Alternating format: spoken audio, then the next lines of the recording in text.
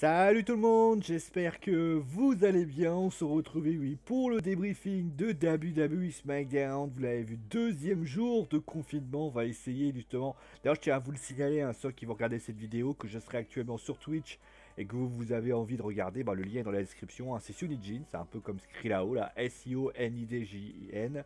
Vous allez sur le site, on va passer un petit moment tranquille, on va parler, on va jouer, on va tranquillement passer du bon moment. Ça, c'est, je vous le garantis. Bon, en tout cas, on va parler bien évidemment de la WWE et de WWE SmackDown. Alors, mea culpa, j'ai pas eu le temps de vous faire Halloween Havoc. La raison est simple, c'est que malheureusement, l'emploi du temps était assez chargé. Mais voilà, NXT Halloween Havoc, je l'ai vu. C'était un très bon show, honnêtement, je vous invite vraiment à le regarder.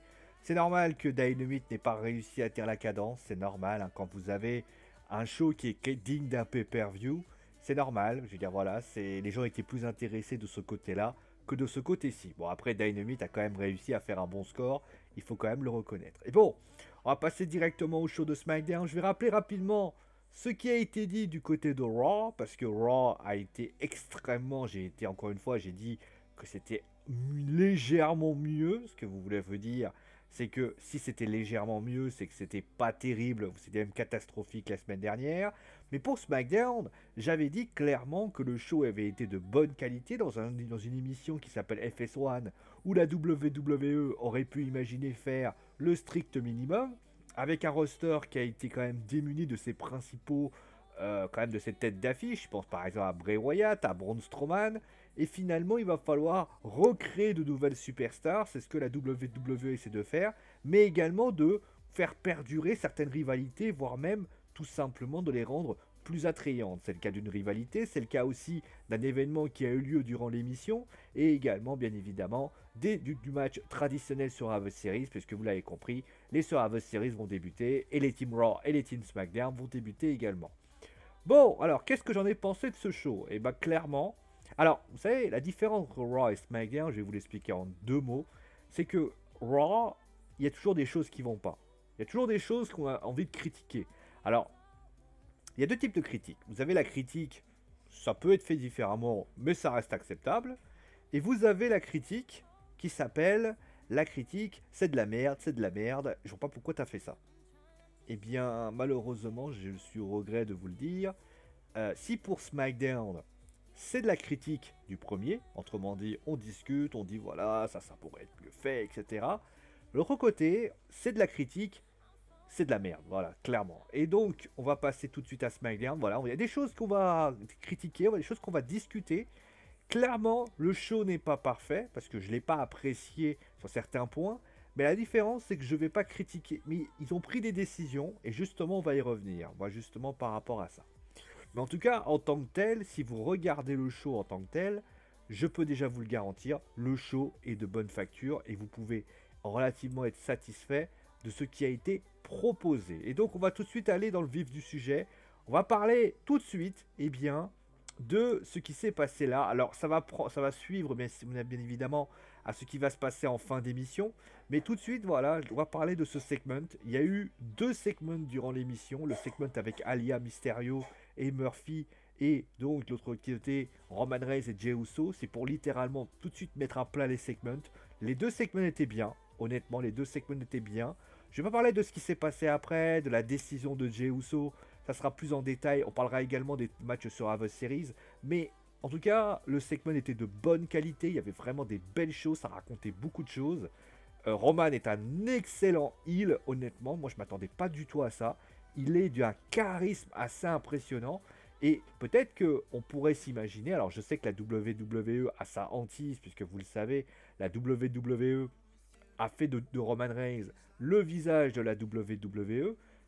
Bah aujourd'hui, il n'y en a plus, puisque Roman Reigns ne peut pas être heel et visage de la WWE, ça ne pourrait pas fonctionner.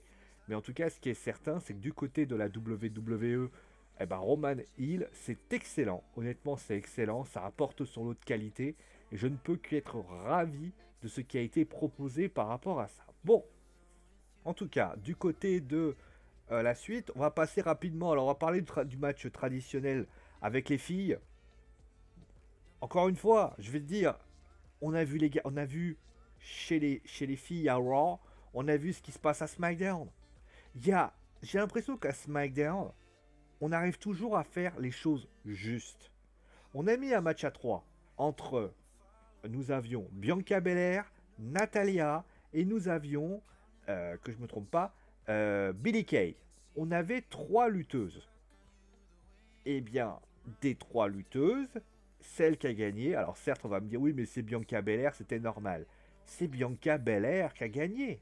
Oui, c'est vrai. Mais de l'autre côté, on avait 3 excellentes lutteuses. On avait des lutteuses. Et là, c'est pas une surprise. On va pas mettre. C'est pas Lana qui a gagné. Vous voyez ce que je veux dire? Quand vous voyez Lana gagner, vous vous dites non. Quand tu vois qu'il y avait Nikki Cross, quand tu vois qu'il y avait Lacey Evans, quand tu vois qu'il y avait Peyton Ross, oui c'est ça, Peyton Royce, à un moment donné, quand tu vois que ces 3 filles donnent leur maximum, parce que c'est ça aussi que j'analyse, c'est que quand tu vois Lana qui se la joue tellement opportunisme, qui gagne ce titre, qui gagne ce droit, mais de manière tellement honteuse parce qu'elle n'apporte rien, et de l'autre côté tu as Bianca Belair, Natalia et Billie Kay qui donnent littéralement tout ce qu'ils ont, eh ben j'ai envie de te dire non. Là, c'est ce qu'il aurait fallu faire. Pourquoi Lana, elle aurait pu être greffée à ce show. Elle aurait pu être greffée à ce pay-per-view si ça t'amuse. Mais là, clairement, c'est la logique des choses. Voilà, il y aura d'autres qualifiés du côté des Survivor Series. Ça, je me fais aucun souci là-dessus du côté de SmackDown. Mais du côté de... Mais déjà, rien que ça, il y a une forme de cohérence. Et c'est pour ça que SmackDown est plus fort que Raw en ce moment. Et c'est pour ça que les audiences, eh bien, malgré le fait que les audiences sont en dents de scie du côté de Raw, et que du côté de SmackDown, ça marche mieux, parce qu'on prend des décisions, et que ces décisions sont cohérentes et bonnes. Voilà. Après, on peut toujours me dire, oui, mais Lana, c'est quand même quelqu'un qui a quand même quelque chose, ça fait toujours faire parler. Oui, mais à la limite, si tu veux faire parler, ça fait parler. Ça fait parler. Voilà quelque chose qui fait parler. Alia, Mysterio, qui embrasse Murphy. Voilà quelque chose qui fait parler. Vous voulez quelque chose qui fait parler? Voilà, vous n'avez pas besoin d'essayer de trouver. Parce que je suis certain que du côté de la WWE, ça a discuté. Ouais, Lana, est-ce qu'elle mérite d'être challenge? Est-ce qu'elle le mérite? Elle le mérite pas? Ça, à la limite, j'ai envie de te dire, non, elle ne le mérite pas. Elle ne le mérite pas parce que malheureusement, on l'a déjà expliqué 20 fois. Mais tu prends cette image-là. Bah, SmackDown va littéralement de comprendre le truc. On a une sorte de... Alors, après, encore une fois, cette rivalité, j'ai rien contre cette rivalité. Mais je trouve que on ajoute beaucoup de choses. Et j'ai peur que ça leur pète entre les doigts. Voilà, c'est ça qui m'inquiète. Quand tu vois, par exemple... Alors, ça fait une sorte... Alors, pour information, ça fait une sorte de Roméo et Juliette dorénavant. Ça fait une sorte de Roméo et Juliette. Je vais enlever le fait que c'est vrai que c'est quand même assez unique en son genre, puisque Alia est en couple. Vous allez sur son site Instagram, vous tombez sur son petit copain. Donc j'ai envie de te dire, c'est quand même un petit peu what the fuck, parce que je rappelle que la meuf, à un moment donné, tout le monde y est allé, et je pense que là, ça fait quand même briser le kayfabe. Et notamment, on a vu ce qui s'est passé avec Twitch, où on a bien tapé sur... Oui, c'est pas très bien. On a vu Miyahim, notamment, hein, qui avait répondu par Miyahim. Là, elle a des photos d'elle avec un petit copain. C'est quand même un petit peu gênant. Mais bon, ça, à la limite, ça me dérange pas. C'est du discutable. Et à la limite, elle a le droit de faire ce qu'elle veut dans la vie. Elle a le droit de décider de sortir avec 2 gars en même temps. Hein. Clairement. Après, il faut pas oublier que des acteurs et des actrices, c'est déjà arrivé qu'ils étaient en couple, mais ce sont des acteurs. Là, on essaie de jouer sur le côté réel. Il faut quand même un petit peu faire attention au kayfabe. Après, il y a toujours des débiles qui diront qu'elle sort avec 2 gars. À un moment donné, allez vous faire foutre. Voilà, c'est clairement, voilà. Et je vous dis ça avec la plus grande... C'est sorti comme ça, hein, clairement. Allez vous faire foutre parce que si vous n'êtes pas capable de prendre la différence entre un show de catch et la réalité, c'est que vous arrêtez le catch, allez je sais pas, allez regarder des films, des séries, au moins à la limite vous comprendrez les trucs. Bon, plus sérieusement, quand vous regardez ce... En fait, c'est même pas ça qui me fait critiquer. On veut faire un sorte de Roméo et Juliette, en fait. En fait, on est dessus. Alia a pris une dimension avec Murphy. Aujourd'hui, Murphy et Alia, c'est un couple, petit copain, petite copine, et nous avons finalement 2 familles qui s'affrontent. On a les... Comment on les appelle ça? Je sais plus, comme Roméo et Juliette, je sais plus ce que c'était. Les Capulet et les Montaigu. Donc de l'autre côté, nous avons Seth Rollins, et de l'autre côté, nous avons, eh bien, Rey Mysterio et Dominique. Avec Angie qui traîne dans les parages. Le truc, c'est que même ça, ça colle pas. Pourquoi? Parce que Seth Rollins joue pas le jeu. Moi, j'aurais voulu de la part de Seth Rollins qu'il arrive et qu'il dit Murphy, tu penses sincèrement qu'ils vont. Alors, il le dit, mais il le dit pas comme moi je voulais qu'il fasse. Moi, j'aurais voulu qu'on joue le coup du Roméo et Juliette, mais à fond. Ça veut dire quoi? Ça veut dire qu'à un moment donné, moi, j'aurais voulu que, par exemple, Murphy lui dise tu penses vraiment qu'elle t'aime? Pense vraiment qu'elle t'aime? Sans déconner. Tu sais pourquoi elle t'aime? Parce que tu lui fais pitié. Parce que si, parce que ça. En fait, et plus important, il y a un point que je veux citer tout de suite. Ils arrivent, ils sont en coup, ils sont déjà ensemble déjà. Moi, j'aurais voulu. Alors, on le savait qu'ils étaient entre guillemets ensemble, mais moi, ce que j'aurais voulu, c'est que les deux ne se touchent pas. On aurait pu imaginer de l'affection amicale, genre Murphy et Alia sont sympathiques. Elle ressent des choses envers Murphy et à la limite, voilà. Mais le truc, c'est comme ils arrivent main dans la main, déjà, c'est compliqué. Ensuite, Rey Mysterio et Dominique. Ça aussi, c'est à un moment donné, les mecs qui veulent pas s'allier avec Murphy, ça peut se comprendre. Moi, je dis que c'est bien de vouloir rajouter des choses. C'est bien de vouloir mettre en place des choses. Mais attention à ce que dans votre sac où vous avez rajouté des choses, il y a beaucoup de phrases de choses, il y a beaucoup de choses dans la phrase. Il faut pas que, à un moment donné, le sac éclate par-dessous. Et ça va être un risque. Parce que qu'est-ce qui se passe? Là, vous avez une relation amoureuse, une famille, Seth Rollins.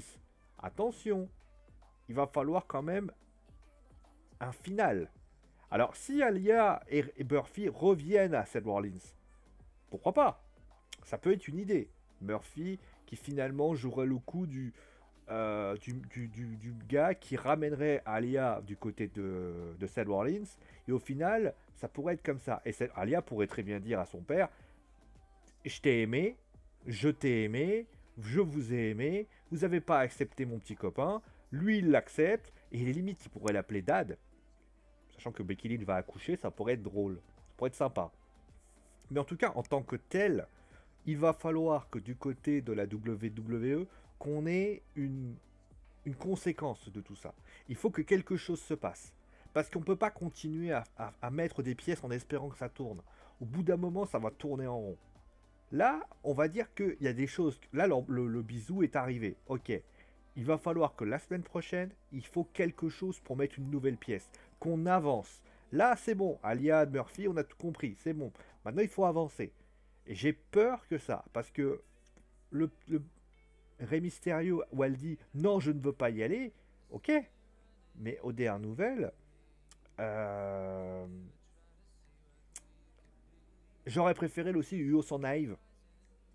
Il est tellement dedans. J'aurais préféré qu'elle frappe son père, qu'elle lui mette une tarte. Ça aurait été tellement grand. Il faudrait que aussi on comprenne. Alors je sais qu'on peut comprendre, mais qu'à un moment donné, il y ait une vraie discussion. Moi j'aurais préféré, par exemple, dans ce segment, qu'on ait une vraie discussion avec la famille Mysterio et Murphy. Avec Seth Rollins qui serait là autour. Là, en fait, le problème du segment, je viens d'y penser, en fait, c'est pas le fait que Seth Rollins arrive en premier, il doit pas arriver en premier. En fait, Dominique et Rey Mysterio auraient dû venir dire voilà, bah écoute, moi si je ne t'apprécie pas, c'est parce que tu vois ça, tu vois ça, tu vois ça, t'aurais pu te retenir, t'aurais pu arrêter, tu ne l'as pas fait, etc., etc. C'est dommage, parce que là, en fait, là, on aurait compris les raisons de cette haine que Murphy cause, et au final, Alia aurait pu justifier plus ça. Bon, après, on soit clair là-dessus, moi, mon principal doute, c'est surtout que mon principal doute, c'est tout simplement que il faut que les choses avancent. Voilà. Parce que si on n'avance pas, on va pas s'en sortir. Bon, on va passer rapidement avec les Street Profits qui vont donc affronter Nakamura et Cesaro. C'était un match agréable, sympathique. Voilà. Pour ce match-là, alors, pour ce segment, trop classique. Voilà, trop classique. On voit l'avènement de la victoire de Sasha Banks. Bayley qui arrive. Les deux se disent. Et tu vois Bayley qui dit moi j'aurais préféré que Bayley dise mais attends, moi la semaine prochaine, bah, de toute façon, tu penses que tu peux gagner contre Asuka. mais déjà gagne contre moi, parce que je te rappelle que tu galères pour essayer de conserver une ceinture. Voilà, là tape fort. Là ça fait mal. Il n'y a pas eu de punchline, il n'y a pas eu une phrase qui a été... On est trop dans le titre. C'est le titre, le titre, le titre. Je rappelle pour information que c'est une rivalité de base amicale. Je veux dire, le titre, je rappelle que je prends le cas de Shawn Michaels contre Triple H. Oui, il y avait la ceinture. Prenez le Hell in a Cell match qu'ils ont fait contre les deux.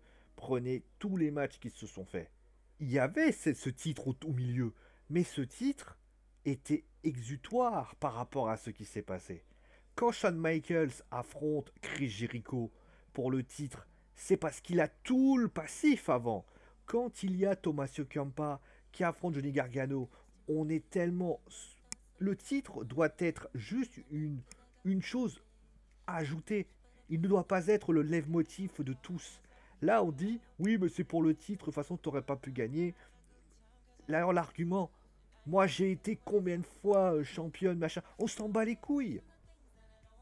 C'est une rivalité amicale. Moi, j'aurais préféré que Sacha... Sauf que si Sacha gagne la semaine prochaine, Bayley, elle passe à la case départ, la rivalité s'arrête. Parce que Asuka, à un moment donné, c'est pareil. Elle va arriver, elle a rien à voir avec cette rivalité. C'est pas clair en plus. C'est pour ça que je dis, Bayley aurait dû conserver la ceinture dans à Hell in a Cell. Les choses auraient dû laisser avec Asuka. Sacha aurait été dans la Team SmackDown pour faire gagner. Et ensuite, on aurait repris ça à TLC ou à autre pay-per-view. Mais là, en faisant ça, ben, je suis désolé. Encore une fois, on met la ceinture entre les deux. Mais encore une fois, la ceinture ne doit être qu'une valeur ajoutée. Elle ne doit pas être ce qui est de plus. Voilà. Et enfin, on va terminer. Alors, on va parler rapidement des matchs sur Survivor Series. Bon, de toute façon, il n'y avait pas grand-chose à dire. Daniel Bryan. Alors, pour le premier, oui, je me gratte, j'ai des poux. Pour ce qui s'agit de Kevin Owens, c'était normal. Bon, le match était sympa d'ailleurs, pour information. On va parler rapidement de ça. Alors, il y a des choses à dire. Des choses à dire et des choses à expliquer. Sur l'idée, ça me dérange pas. Je sais que certains vont trouver ça pas très bon. Moi, sur le principe, ça ne me dérange pas. Ça ne me dérange pas parce que au final, ça peut être une conséquence. Ça me dérange pas.